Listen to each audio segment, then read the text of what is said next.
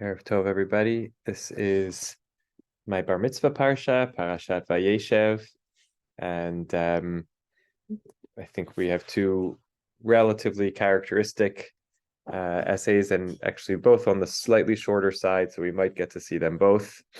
And we'll dive right in. Gotta share my screen. The first one is called Dreams and Their Interpretations, and Rabbanit Tikachinsky writes parenthetically, written with inspiration or sort of almost like under the influence of the book The Forgotten Language by Erich Fromm. I hope I'm pronouncing his last name correctly. And she begins. The attitude towards dreams as a serious and meaningful substantive matter or idea is emphasized greatly in our parashah and the following. Right, our parashah, which begins with Yosef's two dreams and ends with the butler and baker's dreams. After Freud and his teaching about dreams, that they point to hidden layers of the soul or of the psyche. This relationship or this way of treating dreams is much more understandable. Meaning, right, I guess I'll try to paraphrase that, having translated it now. The Parsha takes dreams very seriously, and on the face of it, that might not have been our approach over all of history. But once we have the legacy of Freud, we already understand that dreams are very substantive and important things that point to something deep in our subconscious or unconscious. It's a fact that many times a dream is an expression of our first intuitions.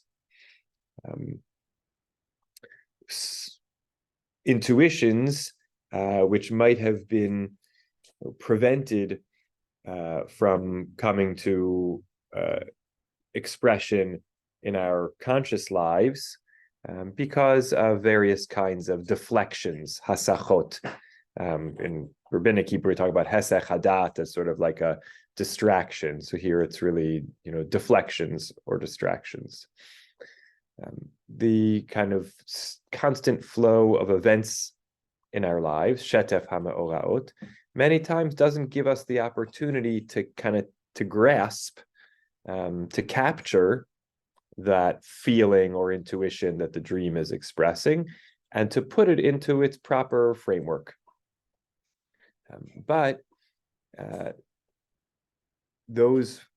So actually, let me say that again.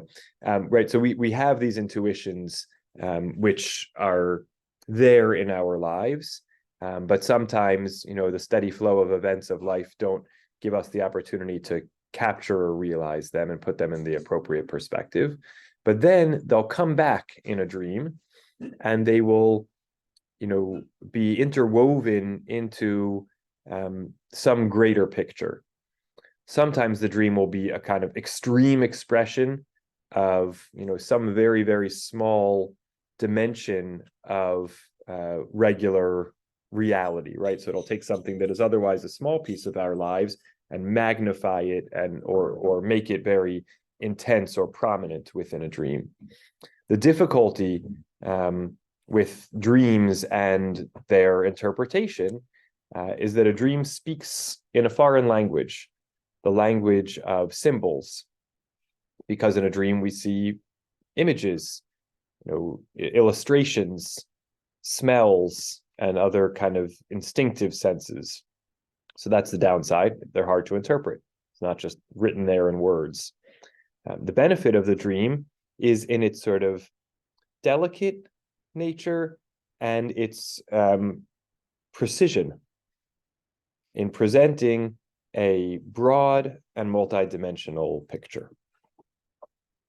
The wisdom or the kind of craft of the dream interpreter is in reading the symbols and the hints and understanding them, but also then, I think this is a very important point that she makes here, also then putting them into a kind of balanced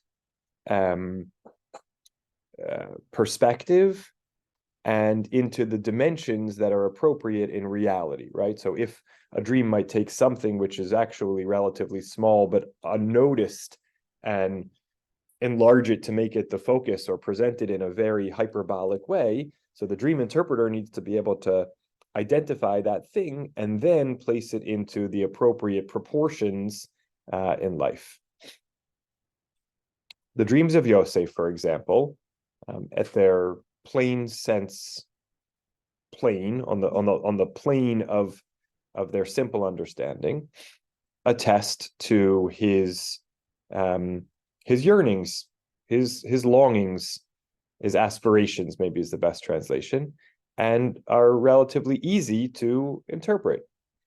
The meaningful point is that the dreams uncover not just the fact of Yosef being a dreamer, somebody who has these, grandiose aspirations and dreams, but also the fact that hidden in there are actual kochot, kind of powers or capabilities in this direction. In other words, and she's going to spell this out a bit more in the next couple of sentences, right? What the dream shows us is not just Yosef has big dreams, but he also has some capacity towards actually fulfilling them. In this sense, a dream actually has the possibility to uncover capabilities, that's how I'm going to translate kochot here, capabilities that will be revealed in the future. And thus, there is in dreams a dimension of prophecy. Sometimes this kind of prophetic element is not from the power of uncovering a possible development of the character traits of the dreamer, but rather actually from the power of grasping a sort of extrasensory grasping on the part of the dreamer about something which is going to happen in the future. The Gemara says in a number of places that sometimes a person doesn't see something, but mazalo ro'eh. In the Gemara, that refers to like his constellation. Right, of course, very complicated because the Gemara says in other places, Ein mazal li Yisrael, which doesn't mean the Jewish people don't have good luck. It means we are not, we transcend, astrological or horoscopic, powers of determination. But it also seems to recognize this notion that there is we have these stars or extrasensory metaphysical dimensions attached to us, which can sometimes forecast or foresee something that we can't quite. These first hints of a happening which is coming exist in reality, and a person is absorbing them. In most cases, they're not, apparent enough to actually form the foundation of or be grounded in the person's consciousness, but they penetrate the subconscious and appear in one's dreams, right? So here the idea is that Yosef's dreams didn't just show that he had grand aspirations, but somehow actually were a foretelling of what was going to be, because Yosef somehow had an intuitive sense of his capabilities to leadership, not just aspirations for leadership. I'm now just trying to apply this paragraph that we read, but had a sense of his abilities for leadership, and therefore was imagining a real future in which that rise to leadership was possible, and had already picked up on that possibility in his subconscious. In the dream of the cupbearer, right, the butler, there are grapes with 3 clusters. The grapes, or the vine, is seen to be blossoming. It has buds and then clusters that are ripening. The dreamer, that's the cupbearer, the dreamer sees himself squeezing from the grapes and presenting to Paro this fresh cup of wine. This description of grapes that are ripening, that are developing, progressing from the stage of, bud to blossom, to clusters that are ripe, is a description of a surprising and sort of hastened process of flowering. Grapes or vines are identified in the Bible and Jewish tradition with redemption. The Song of Songs is based on the comparison between the season of flowering of grapes and the redemption. As it says in Song of Songs, chapter 7, verses 12 to 13, "Come, my beloved, let's go out to the field. We'll lie down. We'll get up in the vineyards, and we'll see if the grapes have flowered and if their blossoms have, opened and developed." And so we have this dimension of the metaphor of blossoming and ripening grapes as this sort of redemptive symbol. Therefore, the explanation of the dream is simple. A hasty redemption and the restoration of the crown to the place that it was before, right? So I think she's trying to point out here, it's not just the fact that the dream has the cupbearer again, serving Paro, but the haste with which it progresses is indicative of the fact that he will quickly return to his post. Got nothing revelatory or revolutionary here, but just reading the symbols. By contrast, the dream of the baker has upon his head these 3 woven baskets, which the Rashbam explains choli as kind of, they have holes in them, they're kind of permeable and also worn out. And so these must be baskets, these are understood to be baskets that fulfilled their mission in the world. The baskets are filled with prepared food, and the dreamer himself, who's carrying them, is unimportant and almost kind of neglected or abandoned, almost a sense of insulted.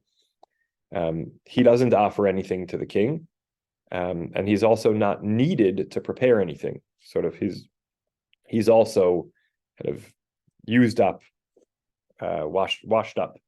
Not only that, he's even lost the tselem adam, his sort of human identity.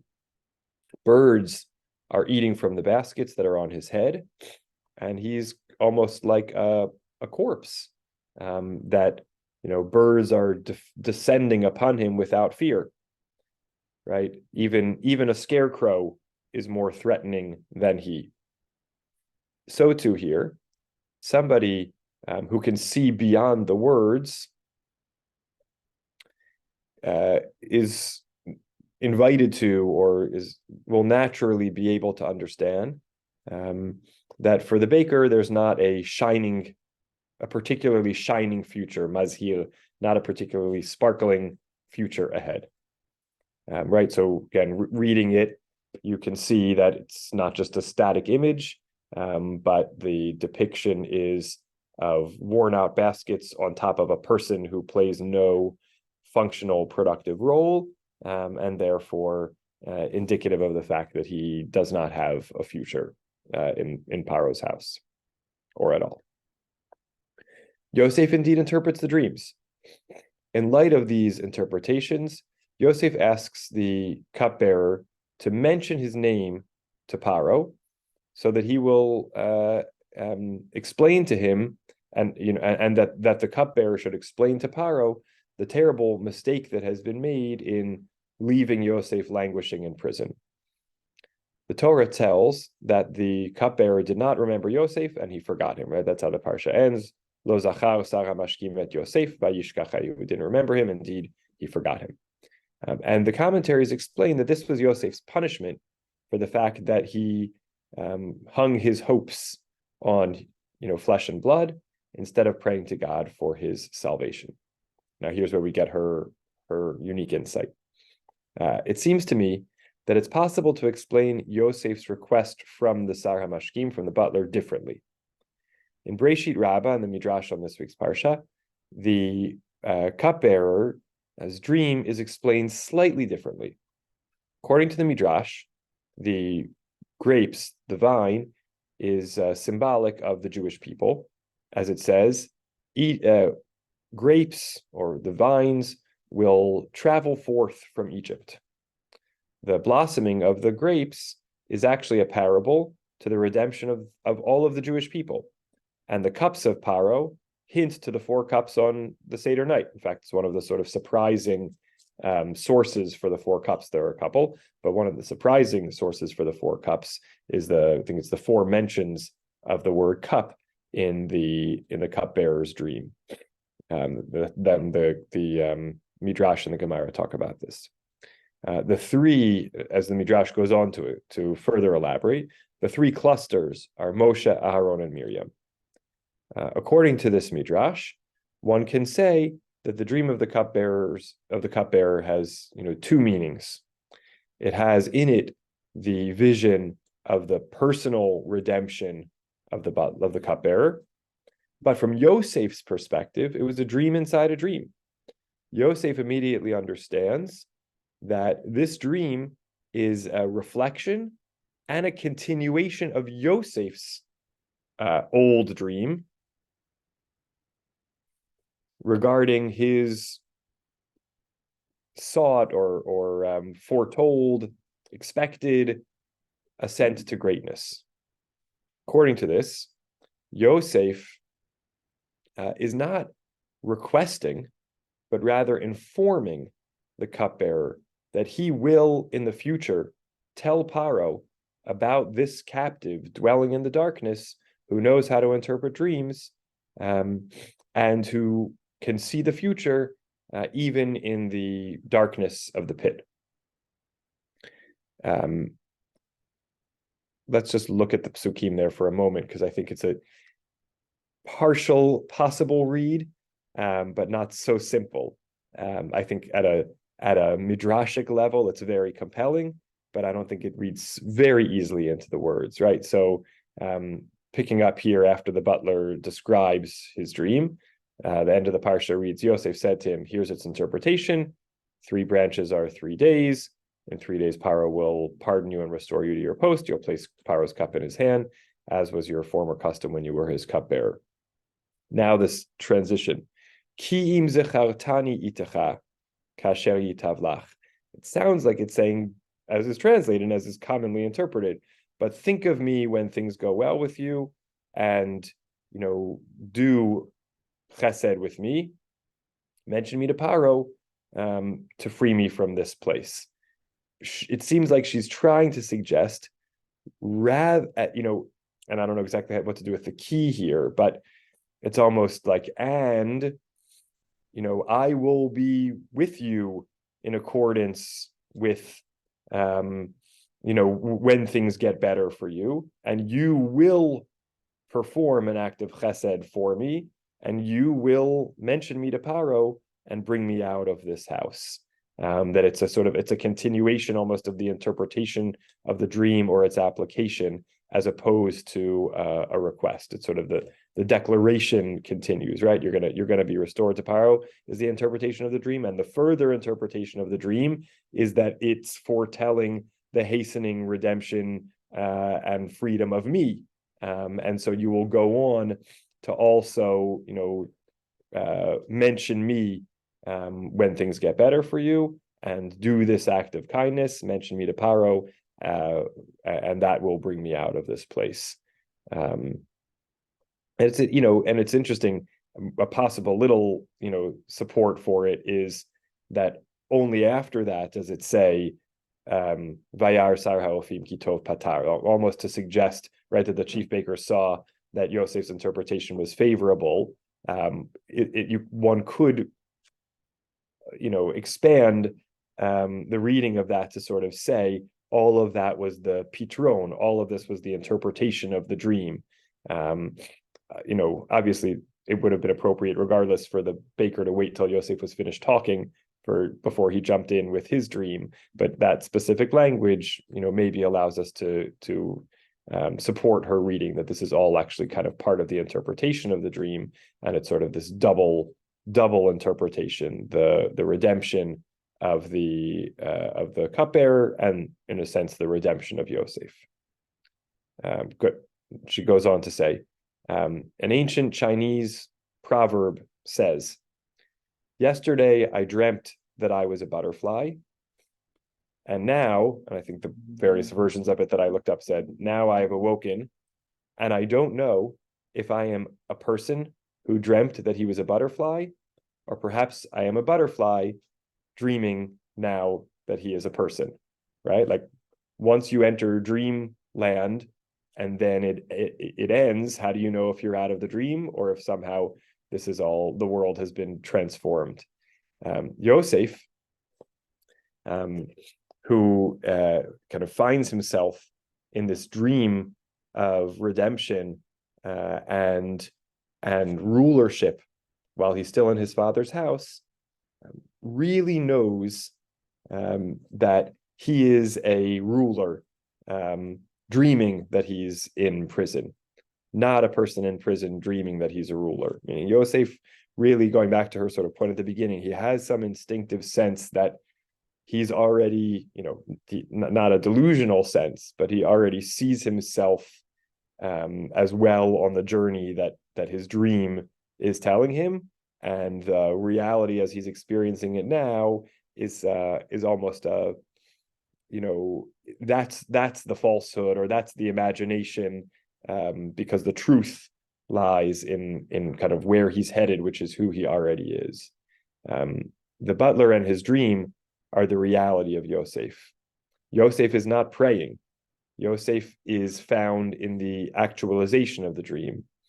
Every stage, even if it appears to be a fall, he understands immediately to be a stage in his progress, in his advancement towards the known future. The world of dreams is a fascinating world, but people tend to approach it perplexed. A dream breaks all kind of rules and principles. No law dominates or sort of controls a dream. Not the laws of geography, not the concepts of kind of time and continuity. In a dream, years can pass in the blink of an eye. Great distances can be swallowed up without any difficulty. An idea which sprouted years back can kind of glom on to a present and actual idea of the moment. A dream kind of stands or sets up substance or reality, places kind of reality into question, because we don't have the tools, the capability of measuring and knowing what is real and what isn't. Only people who are dreamers by nature are actually able to stand in front of the reality and relate to it as a dream in which distance, time, and ideas all converge.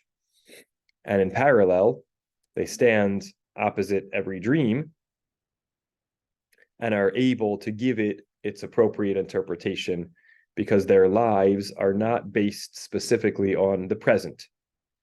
From their perspective, present and reality are almost, misleading, and the true life is the dream and the attainment that will come in its end. So a little poetic, philosophical, and really trying to cast Yosef as this, different kind of person.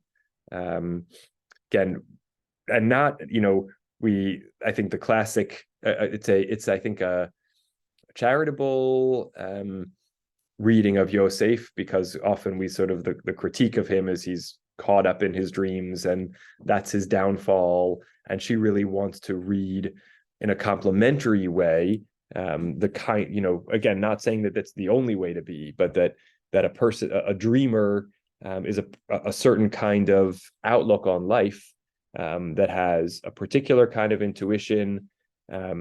She doesn't actually say it outright, but it seems like it has to be a certain kind of drive, and a way of looking at the world, as without the same kind of constraints that non-dreamers look at the world, tapping into something subconscious or unconscious, and kind of allowing that to really shape how we look at reality. And therefore, when we approach dreams, fitting them in to our perception of the world, because they're not so different, because we see the world, in a more of a fluid and open possible sense. Again, it's there's not much commentary here. This is really her, her reading, her framing. And I think in terms of taking away, more textual things, I think, we have the piece of her interesting reading of the Midrash, that reads this dream as symbolic of ultimately kind of the Jewish people's redemption, and her kind of scaling that down a little bit to then make it, and I think this is a really fascinating reading, this double meaninged dream, the dream of the butler, such that Yosef sees his own redemption in it, and not just the butler's, and thereby this interesting reading that it's not a request, but actually a kind of a declaration. And maybe the difficulty in reading that so smoothly into the pshat, she could just say, well, that's because we are realists and not dreamers, and so we're constrained maybe a little bit too much by the grammar or something like that. But Yosef is sort of telling the world into being, in a sense. Bracha, please. Yes, she has a very interesting interpretation. At the same time, I guess my sense of it is a little less charitable towards Yosef, because I've always had this sense that it's like ironic, because look at who he's choosing to remember him. The guy who serves the drinks, who makes other people forget. So it's not even in the nature of the job. Beautiful. Very interesting. Very interesting. Yeah, I never thought about that dimension, of the butler as a person who's, again, I think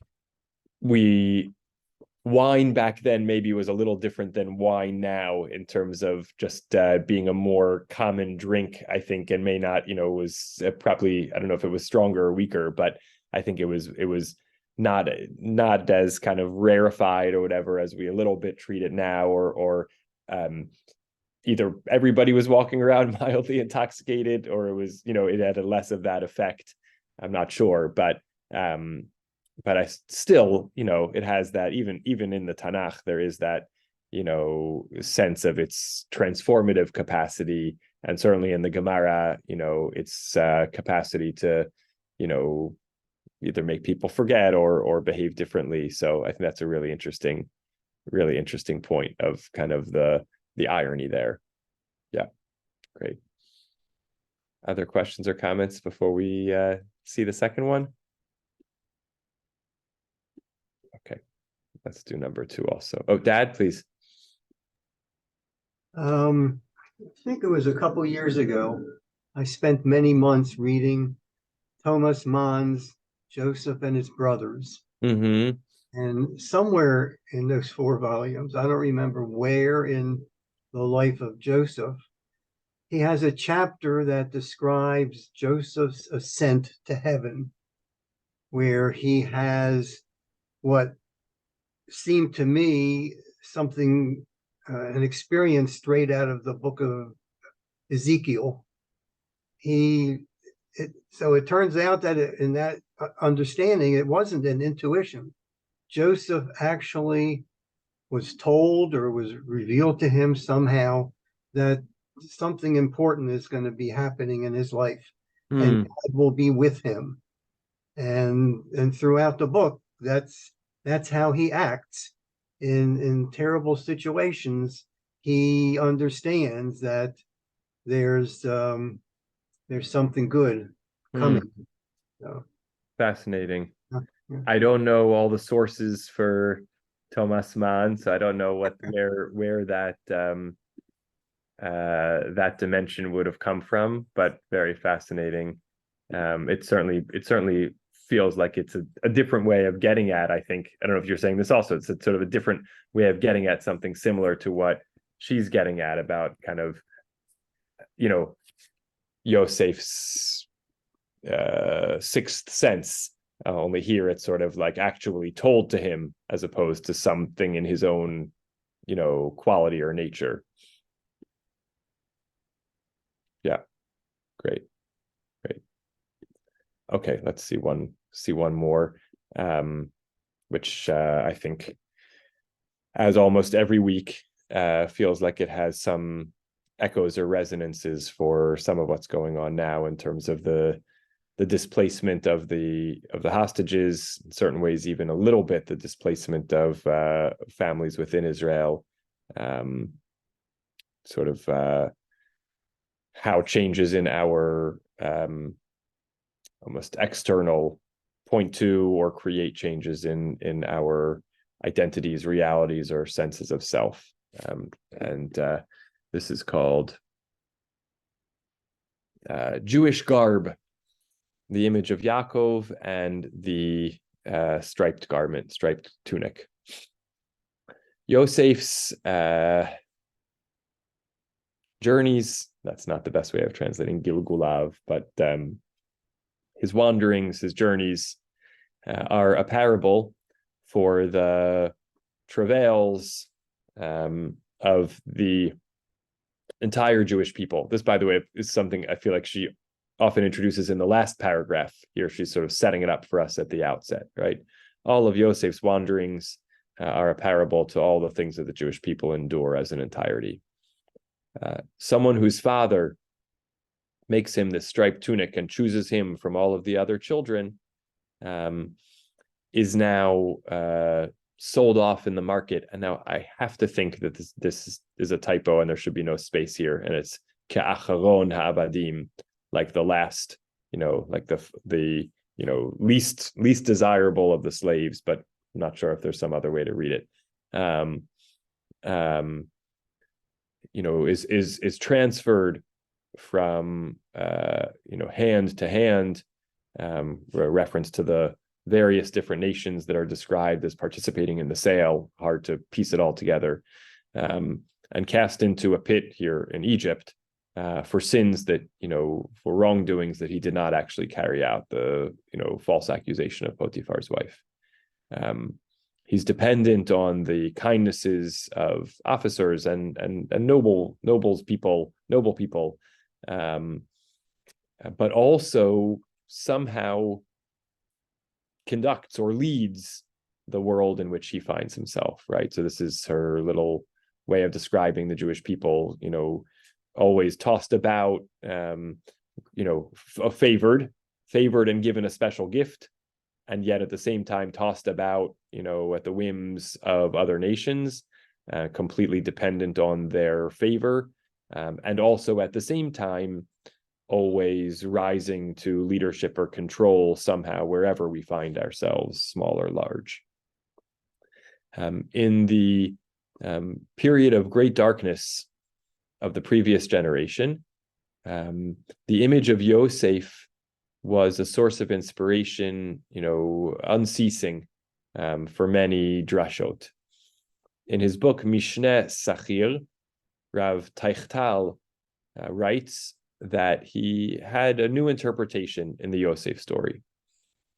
Rav Teichtal studied in the yeshiva in Pressburg and was close to the Munkacher Rebbe, and also close to his kind of extreme ideas. In the course of the Second World War, Rav Teichtal started to get involved in matters of hashkafa, kind of Jewish thought, and wrote his well-known book, Eim Habanim Smecha, often studied in the gap year, and its sort of perspective about Eretz Yisrael. When the destruction of the Jewry of Hungary began, he was captured in the course of his attempt to flee, and murdered on the way to Auschwitz in 1944. He tells that in the kind of darkness and depths of despair of this time, he was forced to remove the clothes that sort of was almost colored or marked, defined him as a Jew, to change his appearance and to erase the outward impression of his Jewishness. Suddenly, he found himself in foreign clothes, and in that context, he found a point of identification with Yosef, whose ketonet pasim was removed from him, and he was forced to, move about in clothes that didn't express his identity and did not fit his persona.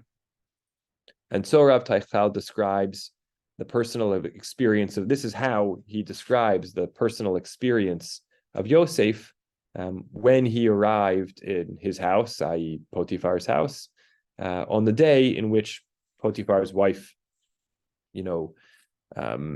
caught him and led to his imprisonment. In the way that Rav Teichtal sort of imagines it, the house was the Beit Midrash, and Yosef arrived there, lasot melachto, to do his work, that is to say, to study Torah diligently as he was accustomed to doing in his father's house, right? Following the Midrashic tradition that Yosef and Yaakov studied Torah on a regular basis. But at the time that he sat down to learn, he couldn't find himself grounded. Couldn't kind of get himself focused in the right state of mind, because he was thinking about his appearance of the moment, that he was forced, the way he was forced to present himself because of his exile, the need that he was compelled to do to cast off his Jewish form and the image of his father, and to don this Egyptian garb.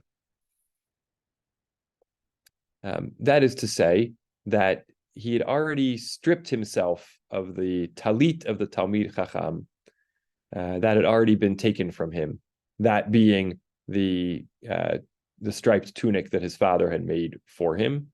And he had already begun to style his hair like the Egyptians, indeed already had to shear his payas, in this imagined analogy and symbolic interpretation.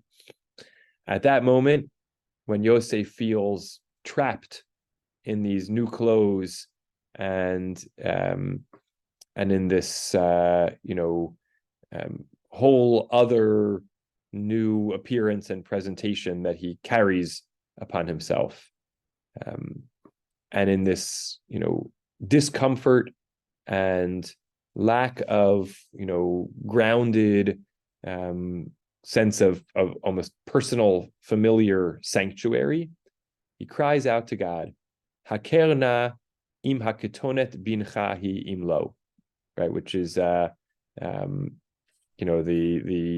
the brothers say to Yaakov, when they bring him the torn and blood-stained tunic. Now he puts these words into Yosef's mouth, calling out to God, is this your son's clothing or not? And this is what Chazal meant when they said, at this moment he saw, right, when Potiphar's wife was trying to seduce him, the Chachamim say he saw the kind of projected the likeness, the image of his father, and that somehow brought him back to himself and gave him the strength to resist her advances. Here's how Rav Teichtal interprets it. That is to say, in that moment, he was aggrieved that he was sitting down to study the Holy Torah, but was himself not reflecting the appearance of his father, that is to say, the Jewish form. And he was thus railing against or about his bitter fate, right? So this was just a moment kind of looking at himself and bemoaning the fact that the circumstances into which he was thrust forced him to change his outer identity and make him feel that even if he was attempting to do the actions of his identity, that without the actually the outer trappings, it was hard to retain the sense of self and the sense of continuity. Rav Teichtal tells in this context a wondrous story of the Rav of, I'm not sure if this is Chust or Chost, who went about in the streets and the squares of that city or town at the time of the First World War, and passed by a group of Russian captives who were sweeping the streets. One of them turns to the rabbi, with a polite demeanor and the requisite, honor, and kind of behaved in such a way that he was really and kind of appreciated for himself that he was honoring the Mara Da'atra, the local religious authority. From their conversation, it became clear that this captive, this hostage, was the rabbi of his city where he had been from. The rabbi of Chost worked hard to achieve his freedom, and afterwards brought him close to him and invited him to offer the drasha in the synagogue.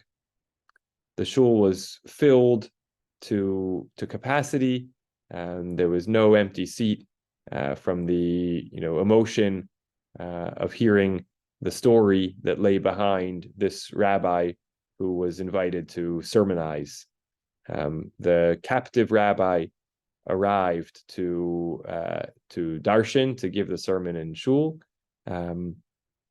but he refused to do so in his captive clothing that he had. When he came up before the Aron Kodesh, actually, sorry, I take that back. He insisted, it's the opposite. He stubbornly insisted to give the drasha in his captive clothing.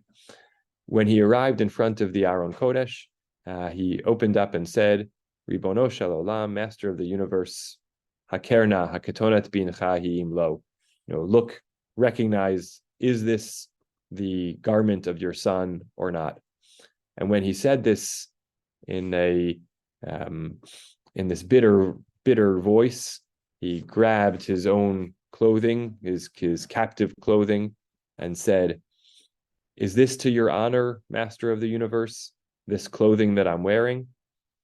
And he didn't need to say any more the whole assembled people burst out into tears from the power and feeling of the moment.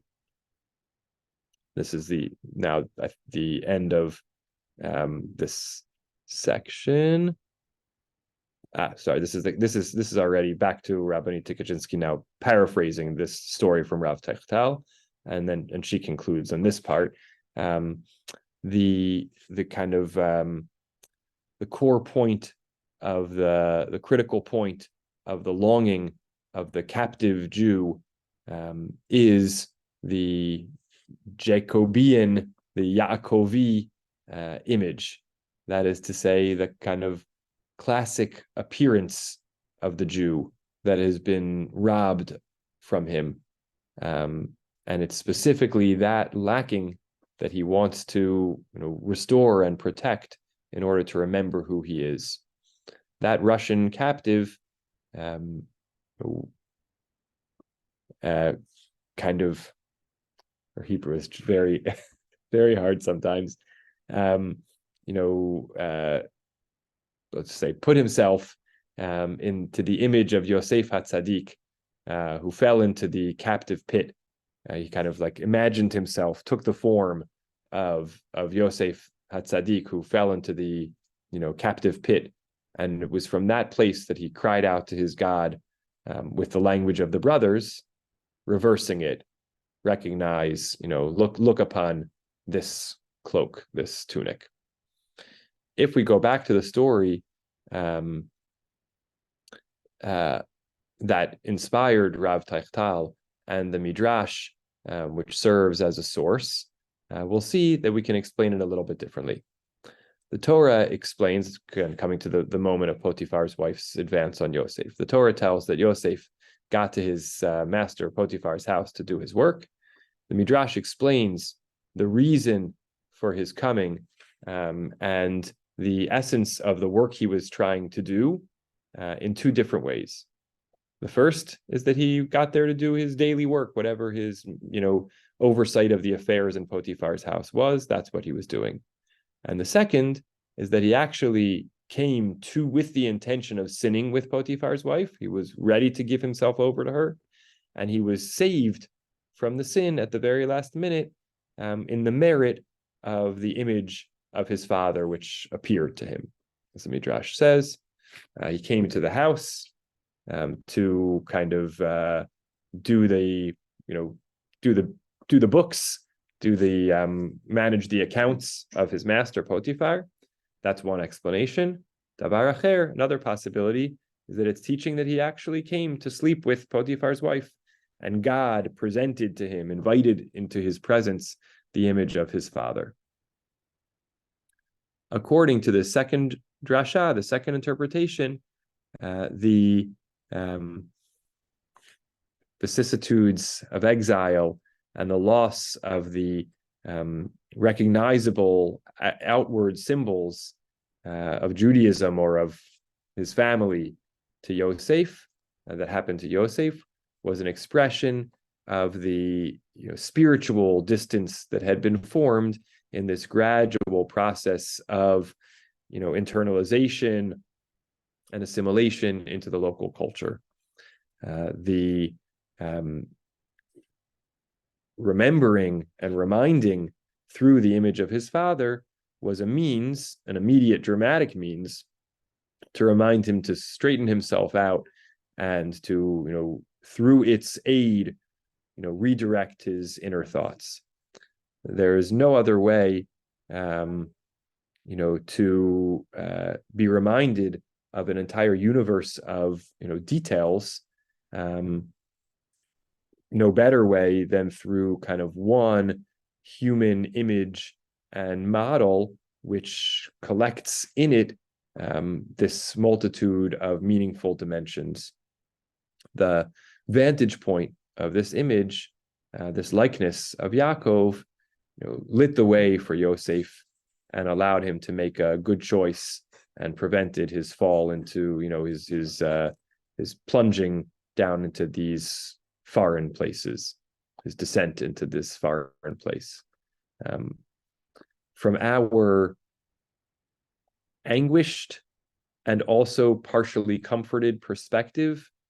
We can say that sometimes, peeling off the clothes is also necessary.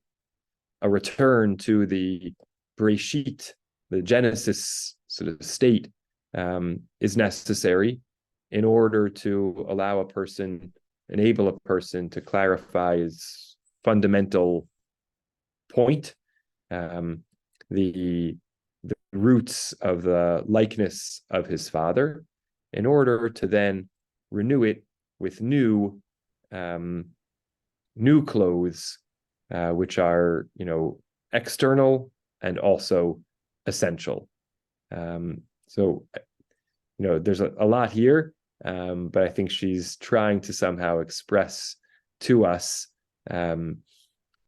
the significance, or there's the dance here back and forth between of the significance of externals, that they are sometimes indicative of our changes and sometimes, actually generate change in us, and they're sort of a way of holding up our inner state, in comparison to our outer state, and when those things are inconsistent, that sort of highlights it, and then it seems like there's sort of both the garments themselves, and then this external, even further external, the image of Yaakov, the sort of ideal way of how we want to present ourselves, and the ideal external, which motivates an internal change or kind of recalibrating and resetting of direction. I'm going to come to you in one moment, Bracha. And just the last paragraph, I think, is a slightly more radical closing, in which, right, when she says sometimes it's necessary to actually strip off the clothes and then reset our direction and renew with new clothes. It doesn't sound like she's necessarily saying there, take off the clothes of assimilation and put back on the original clothes of our identity, but that actually sometimes you sort of need to pause, strip the garments, assess, and then sometimes the garments that we put on next are different than the ones we started off with, but they come from the same source. So I see that last paragraph as her way in some manner of saying, you don't have to dress the way 100 or 1,000 years ago people dressed, right? There's actually a way to take the core notions and express them differently outwardly, but they should flow from an inner drive and sense of Yaakov, or of Bereshit, and not just be driven by the external culture. Bracha, go ahead. Yeah, what she says is fascinating. She goes very deep in very unusual ways. Just something that captured my imagination in terms that I haven't looked at before, in terms of the Ketone Pasim, that it uses Pasim to emphasize that it's something special. I'm thinking that Yosef was so visual. It's like he needed a gift that was very visual, so that maybe he was supposed to get a message from that. And when I added up Pasim, numerically, the letters add up to 190, which actually spells Kate's, which is the end. So it's almost like there were some images where this seemed like it was going to be the end of him, and where it was given as evidence of this is the end of him. But at the same time, what it makes me think of visually, the coat of many colors, is the rainbow. It's like the promise of redemption when everything looks like it's destroyed. Yeah. So it's interesting that it goes in both those images. Yes, and you know, an end that was a new beginning, or an end that's a sort of abrupt termination. Yeah, beautiful, beautiful. Lance, anything to throw in tonight? I'm not sure you want to hear this. My question is, who enables Joseph? Who enabled Joseph? Yeah. Who enables Joseph to interpret dreams, for example? Joseph says it's God. Absolutely. So what happens on the way to Dothan?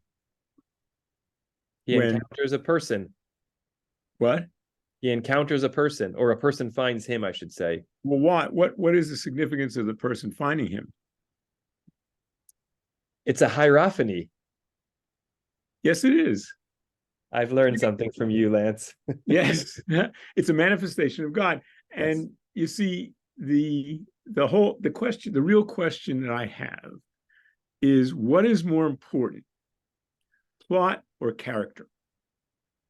Now, that's an issue that arises in Shakespeare studies.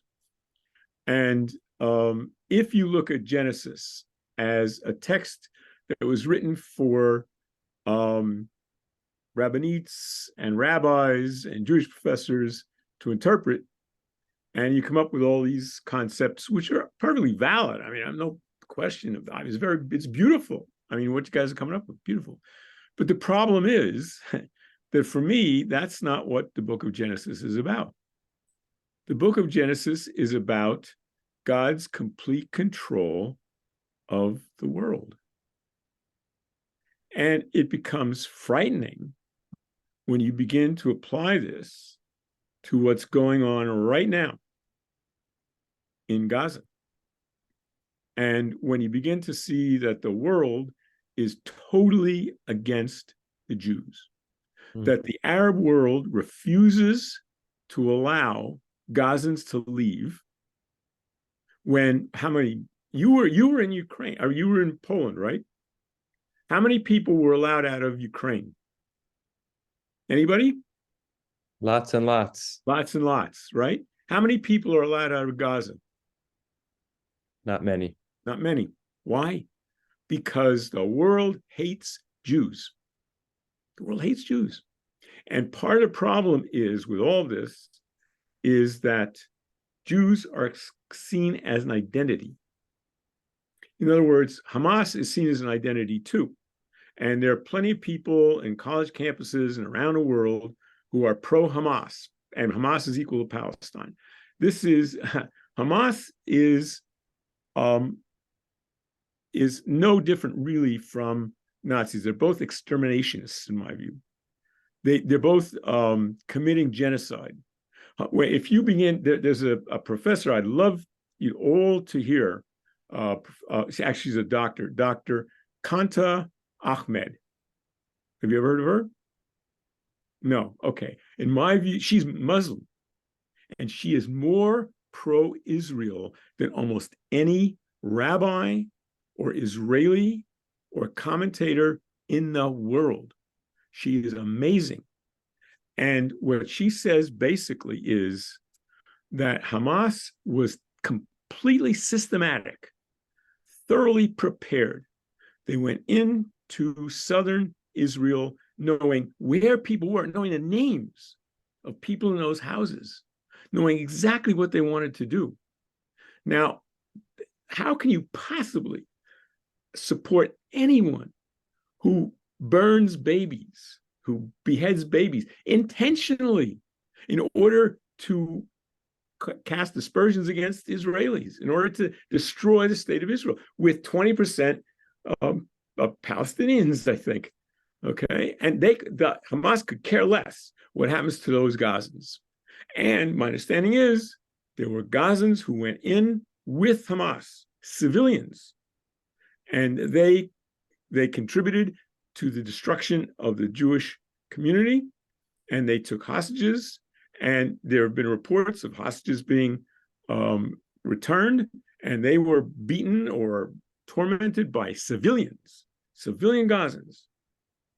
And the world, what does the world do? The world really does nothing Does that sound like a bell? I want to leave you with this thought, okay?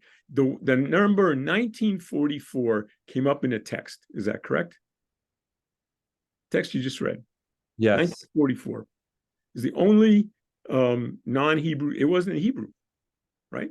That's not how you say 1944 in Hebrew, right? Now, in 1944, the Sonder Commandos, those were the Jews who were in charge of cleaning up the crematoria. They launched a revolt, and they were helped by Rosa Robota, who gathered materials to destroy crematorium along with several other women. But the Sonder Commandos, they revolted on one day. What day in 1944 did they revolt? I don't know. October 7th. That's right. I remember you mentioned that. Okay. So there is a direct connection in my view, but who is making the connection? It's a hierophany, right? Yeah. That was Thank you. You learned something. I learned it from Merceliati, who is not Jewish. Yes. And the October 7th, I was reading an article about the Sonder Commandos and the revolt and everything. And when I saw October 7th, it literally jumped out at me. Now, what is the first night of Hanukkah this year? December 7th. Bingo. All right. We'll Can't let make it this sit. up. We'll let Can't it make sit. this up. Sit. Anyway, Thank you. this is my Mishigas. This is my hallucination, delusion, whatever you want to call it. My mania, my craze. Maybe it's your dream. Maybe it's your dream going back to the first. Right. Maybe I'm a butterfly dreaming and I'm a man or something. Yes. Yes. All right. So we got By the through way, two. Yes. Wait a minute. In Midsummer Night's Dream, I believe that Bottom wakes up and says, basically, am I sleeping or dreaming? Am I awake or dreaming? Which is exactly what was said there. Yeah. So shkoach, everybody. We got through two reflections on dreams and on garb and identity, and we'll continue. Oh, Dad. Yep. Last word. I think it was Rabbi Cooperman who taught you that there are like no loose ends in the Torah. Yeah, we had it with characters in particular, law of conservation of biblical personages. Well, so this is the law of the conservation of clothing.